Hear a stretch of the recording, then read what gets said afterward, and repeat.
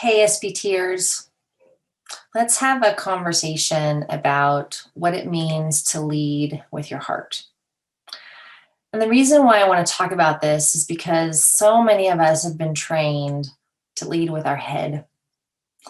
And many of us walk through the world leading with our head.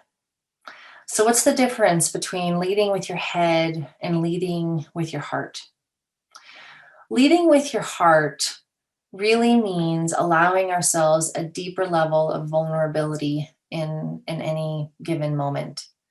It means that when we hit those hard moments in life and we don't know what to do, and there's the part of us that feels like we need to do something, or we need to make a decision, or we need to strategize, which is all about leading with your head, that there's an invitation to pause, and there's an invitation to actually feel your way through the challenge rather than think your way through the challenge.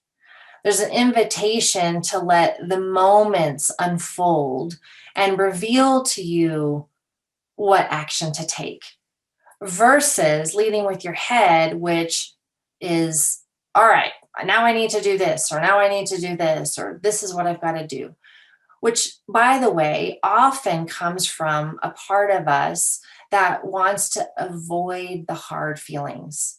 Our brain says, if I can just think my way out of this, then I don't have to feel.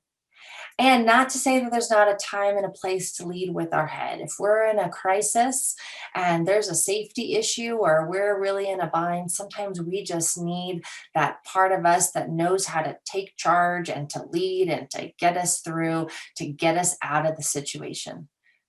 And more often than not, there is space and there is an invitation to drop in and lead with the heart. And it really allows us the space. It allows us to sink into some deeper questions like, what is it in me? What needs something right now? What is it right now that I can offer to myself?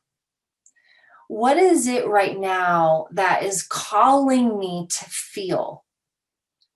What in me right now is yearning to be held? Is yearning to be noticed, is yearning to be seen, is yearning to be connected with?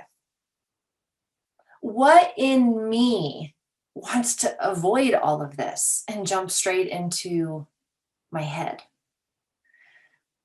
One of the beautiful things about giving ourselves the space to lead with our heart is that we're also able to draw on so much more information that we actually do have access to in any given moment.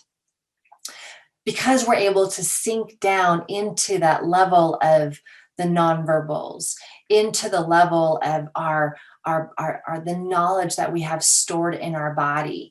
We're able to pick up on more in our environment, be more consciously aware of it, which does inform us even more to what might be needed in this moment. So going back to, can we sink in a little bit more to allow the moment to reveal to us what's needed rather than us thinking our way through it? Leading with our heart also is an incredible act of courage, and it's an incredible act of vulnerability, and it is an extraordinary gesture of self-love.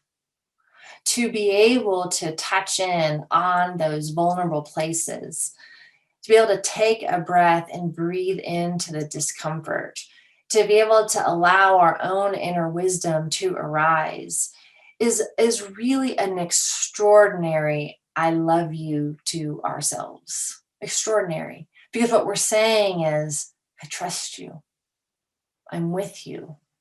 I'm listening to you. I'm here with you. You're wise. You're intelligent. You know. So as I talk about this, I invite you to notice. Maybe even put your own hand on your heart. Maybe even just touch in a little bit more on these places that I'm referring to. Notice what you notice right now in this present moment. Maybe let yourself, next time you find yourself needing to make a decision, next time you're in a challenging space, and there is that space to be able to drop in. See what happens if you allow yourself to make a decision from that place rather than jumping to action planning, taking steps, figuring it out, moving forward. Maybe pause first and see if there's another part of you that has something to say. Maybe letting that part lead instead of just leading with your head. So, your heart, your body, your inner knowing has a lot to share with you. I invite you to take the time to listen.